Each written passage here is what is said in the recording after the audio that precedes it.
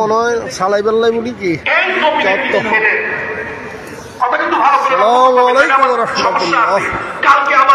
আজকে প্যারেড ময়দানে আমরা কার্তিক দাকে পেয়েছি। আমাদের দক্ষিণ গোরঘাটার কৃতি সন্তান তাফসিরুল কোরআন মাহফিলে চলে এসেছে দাদা, তো সবাই দাদার জন্য দোয়া করবেন।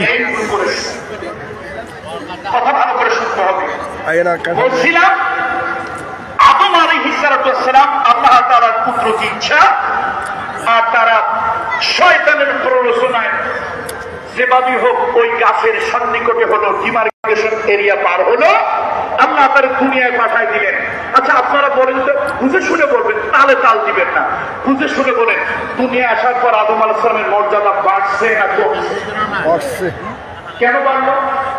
গুনাহ করার তো আসলে আদম আলাইহিস সালাম তিনি বুঝলেন যে আমি তো গুনাহ করি নাই, আমি ভুল করেছি, নিজের নফসের প্রতি জুলুম করেছি। আল্লাহ আমার কল্যাণ চেয়েছিল, তিনি অনুতপ্ত হলেন, অনুশোচিত হলেন। 5 দিন ব্যাপী মাহফিলের আজকে দ্বিতীয় দিন। আল্লাহর কাছে এত তওবা করলে এই তওবার কারণে আল্লাহ তার প্রতি সন্তুষ্ট হয়ে আর তিনি ছিলেন সিম্পল মানুষ, এবার আল্লাহ তাআলা তাকে প্রথম দায়িত্ব জমিয়ে দিলেন। তাহলে তওবার দ্বারা বান্দার মর্যাদা বাড়ে না কমে? তওবার দ্বারা বান্দার মর্যাদা বৃদ্ধি পায় না বান্দার মর্যাদা সংকুচিত হয়? আমার বন্ধুরা, আমার মুরব্বীরা, শয়তান যদি আল্লাহর কাছে অনুতপ্ত হতো, অনুশোচিত হতো, আল্লাহর কাছে যদি কাঁদত, আল্লাহর কাছে যদি অনুনয় বিনয় করত, মহামহিম আল্লাহ তাআলা, গফুর গফফার আল্লাহ তাআলা, রহিম রহমান আল্লাহ তাআলা, হয়তো শয়তানকে আল্লাহ তাআলা মাফ করে দিতেন, কিন্তু শয়তান তা করে নাই। আদম আলাইহিস সালাম বললেন, ও রব্বানা যালামনা আনফুসানা ওয়া ইন লাম তাগফির লানা ওয়া তারহামনা লানাকুনান্না মিনাল খাসিরিন।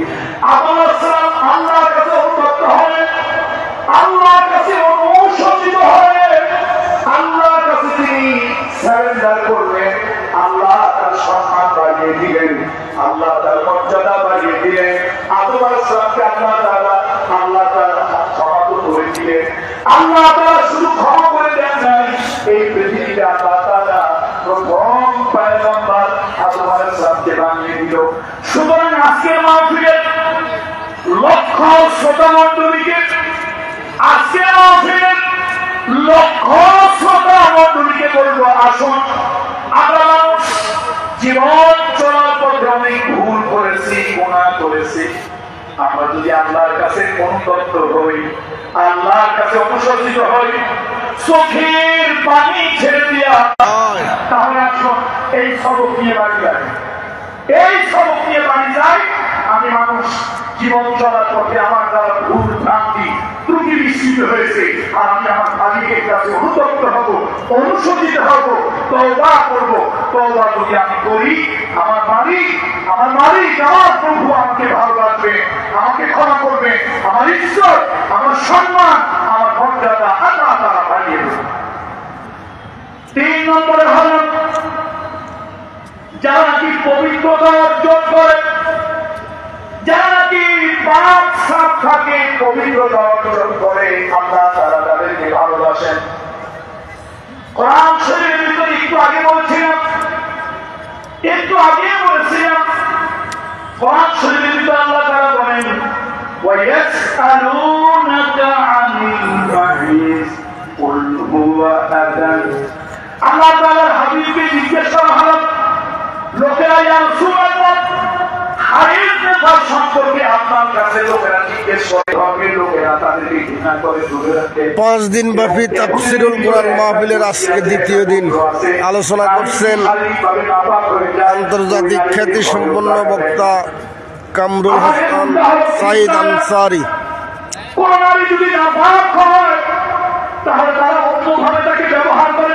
যারা এখনো আসেন নাই, আল্লাহ তাআলা পবিত্রতা অর্জন আল্লাহ ভালোবাসে যারা পবিত্রতা অর্জন করে। বন্ধুরা আমার, রাসূলুল্লাহ সাল্লাল্লাহু আলাইহি ওয়াসাল্লাম আমাদের একটা বর্ণনা আয়েশা সিদ্দিকা রাদিয়াল্লাহু তাআলা আনহা বলেন, একবার আজকে রাতে নবীজি আমার ঘরে থাকবে, হাবিবে কিবরিয়া রাহমাতুল লিল আলামিন আমার ঘরে থাকবে, নবীজি আমার ঘরে আছে শোয়ার করা। ওই দিন আমি শারীরিকভাবে অসুস্থ হয়ে পড়লাম। এবার আমি রাসূলুল্লাহর জন্য একটা বিছানা করলাম, আমার জন্য একটা বিছানা করলাম। আমি একটু দূরে যাই, নবীজি আমার কাছে যাবে, আমি একটু দূরে যাই। তারপরে নবীজি আমার এত কাছে আসলেন যে পাতলা বা এক টুকরা কাপড় ছাড়া রাসূলুল্লাহ আমার মাঝখানে কোনো বিপদ ছিল না, ফাঁক ছিল না, কোন ধরনের কোনো খালি ছিল না রাসূলুল্লাহ আমার মধ্যে, শুধু কাপড় ছাড়া।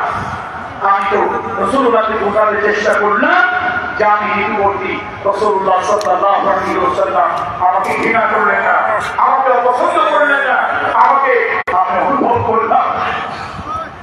আমি অনুভব করলাম রহমাতুল লিল আলামিন গভীর রাতে ছোট্ট হুজুর মধ্যে আল্লাহ নবী আমাদের সেজদার মধ্যে আল্লাহর কাছে কাঁদতেছে।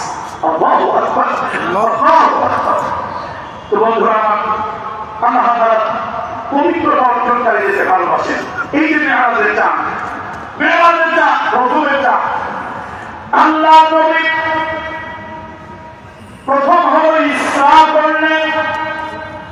ইসরা হলো মক্কা থেকে বাইতুল মুকাদ্দাস পর্যন্ত ইসরা হলো রাত্রিকালীন ভ্রমণ হলো। এরপরে বাইতুল মুকাদ্দাস থেকে আল্লাহ তাআলা ঊর্ধ্বলোকে নিলেন, আসমানে নিলেন। নবীজির সঙ্গে সফর সঙ্গী হলো জিবরাইল। আল্লাহ নবীর সঙ্গে সফর সঙ্গী জিবরাইল। রাসূল